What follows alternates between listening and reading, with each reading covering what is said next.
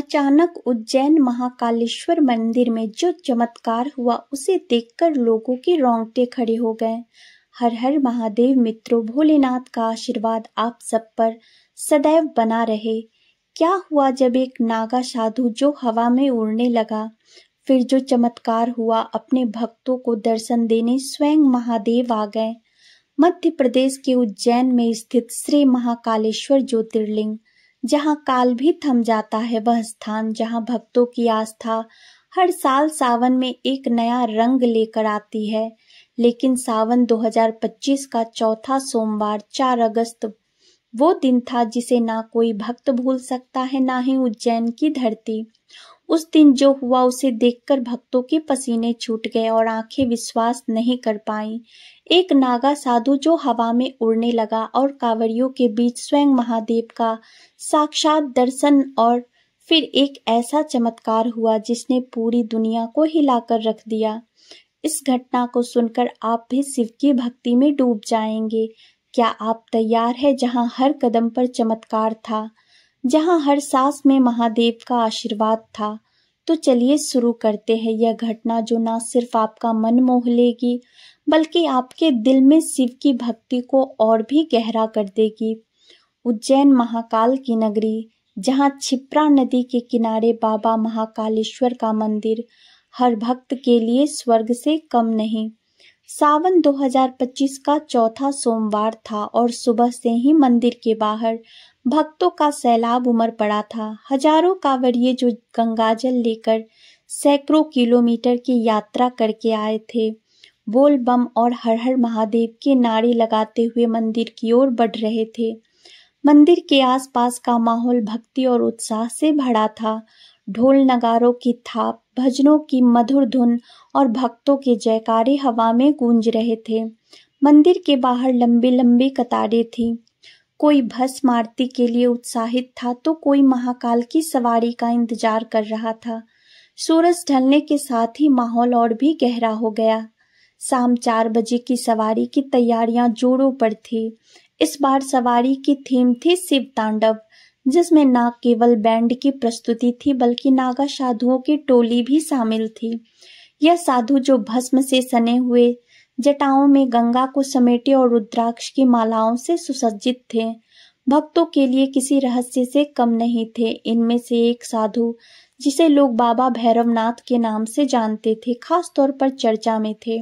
बाबा भैरवनाथ जो पिछले 20 सालों से महाकाल मंदिर के पास एक छोटे से आश्रम में रहते थे, अपनी तपस्या और सिद्धियों के लिए प्रसिद्ध थे। लोग कहते थे कि बाबा को स्वयं महादेव ने दर्शन दिए थे और उनकी आंखों में एक ऐसी चमक थी जो किसी की भी उनके सामने झुकने पर मजबूर कर देती थी। लेकिन उस दिन बाबा भैरवनाथ की मौजूदगी ने कुछ ऐसा होने का संकेत दिया जिसकी कोई कल्पना भी नहीं कर सकता था। शाम 4 बजे जैसे ही महाकाल की सवारी शुरू हुई, रानी रोड से लेकर चेतक सर्कल तक भक्तों की भीड़ उमड़ पड़ी। भगवान महाकाल को विशेष रथ में विराजमान किया गया और सवारी धीरे धीरे आगे बढ़ रही थी। ढोल नगारों की गूंज और भक्तों के जयकारों के बीच अचानक कुछ ऐसा हुआ जिसने सभी को हैरान कर दिया। बाबा भैरवनाथ जो सवारी के साथ चल रहे थे, अचानक रथ के पास रुक गए। उनकी आंखें बंद थी और उनके होठों पर ओम नमः शिवाय का जाप चल रहा था। भीड़ में सन्नाटा छा गया। लोग समझ नहीं पा रहे थे कि बाबा क्या करने वाले हैं। तभी एक चमत्कार हुआ। बाबा भैरवनाथ के पैर धीरे धीरे जमीन से ऊपर उठने लगे। पहले कुछ इंच, फिर कुछ फीट और फिर वह पूरी तरह हवा में तैरने लगे। उनकी जटाएं हवा में लहरा रही थी और उनके शरीर से एक अलौकिक प्रकाश निकल रहा था। भक्तों की आंखें फटी की फटी रह गई। कुछ लोग चिल्लाने लगे, हर हर महादेव, तो कुछ अपने फोन निकालकर इस चमत्कार को रिकॉर्ड करने लगे। लेकिन यह तो बस शुरुआत थी। बाबा भैरवनाथ ने हवा में तैरते हुए अपने हाथ उठाए और अचानक आसमान में बादल गरजने लगे। बारिश की बूंदें नहीं बल्कि फूलों की वर्षा होने लगी।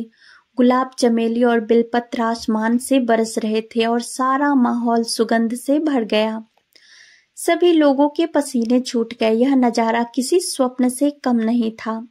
एक बुजुर्ग भक्त जिसका नाम राम प्रसाद था, उसने अपने आंसुओं को रोकते हुए कहा, यह बाबा नहीं स्वयं भोलेनाथ का रूप है। लेकिन यह चमत्कार अभी खत्म नहीं हुआ था।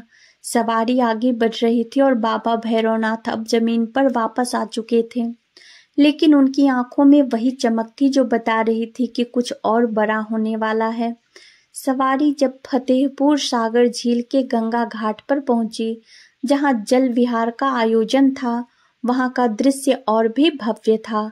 हजारों कांवड़िए अपने कांवरों में गंगाजल लेकर खड़े थे और मंदिर के पुजारी भगवान महाकाल का जलाभिषेक करने की तैयारी कर रहे थे। तभी एक और चमत्कार हुआ। गंगा घाट के किनारे जहां भक्तों की भीड़ थी, एक तेज रोशनी प्रकट हुई। यह रोशनी इतनी तेज थी कि लोग अपनी आंखें बंद करने को मजबूर हो गए। जब रोशनी कम हुई तो वहां एक आकृति दिखाई दी। यह कोई साधारण इंसान नहीं था, यह स्वयं महादेव शिव का रूप था। जटाओं में गंगा, गले में सर्प और हाथ में त्रिशूल लिए। उनके शरीर से निकलने वाली रोशनी इतनी तेज थी कि पूरा घाट प्रकाशमय हो गया। भक्तों की सांसें थम गई। कुछ लोग घुटनों के बल बैठ गए तो कुछ हर हर महादेव के नारे लगाने लगे। एक युवा कांवड़िया जिसका नाम अमित था, उसने बाद में बताया, मैंने अपनी आंखों से भोलेनाथ को देखा। उनकी आंखों में सारा संसार समाया हुआ था। ऐसा लगा जैसे वह मुझे ही देख रहे हो। लेकिन यह दर्शन केवल कुछ पलों का था। जैसे ही पुजारी ने जलाभिषेक शुरू किया, वह आकृति धीरे धीरे गायब हो गई। लेकिन हवा में एक मधुर स्वर गूंजने लगा, मेरे भक्तों, मैं सदा तुम्हारे साथ हूँ। यह स्वर इतना प्रभावशाली था कि हर भक्त की आंखों में आंसू आ गए। जल विहार के बाद जब सवारी वापस मंदिर की ओर लौट रही थी, एक और चमत्कार हुआ जो इतिहास में दर्ज हो गया।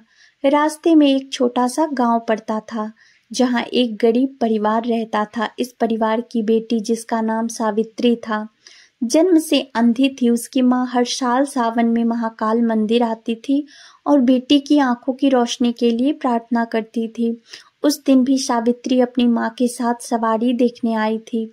जैसे ही रथ सावित्री के पास से गुजरा, उसने अपने हाथ जोड़े और हर हर महादेव का जाप शुरू किया।